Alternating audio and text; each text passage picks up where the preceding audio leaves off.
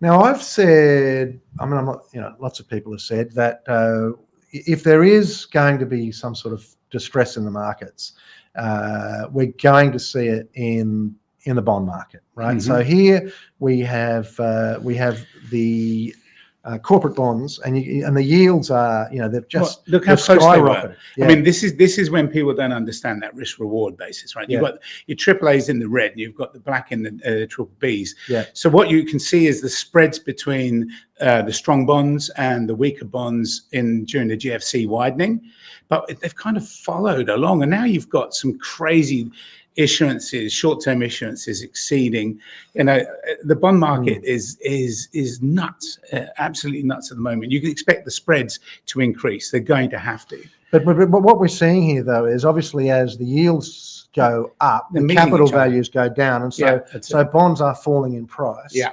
Now they're not inverse yield curves. Yeah, well, they're not exactly collapsing. No.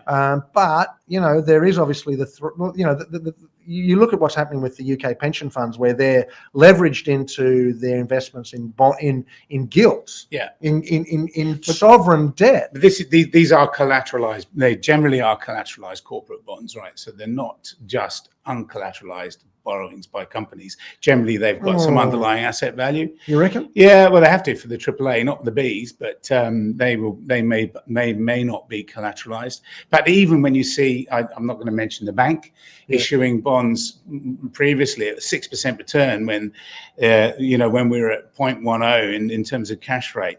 And they've got this convertibility into equity without any understanding of what that ratio of convertibility is. It's a trash bond issued by one of the big four. It's ridiculous, and people suck it up. Well, again, there's weight of money chasing yield. Yeah, but it's creating it's creating its own problems.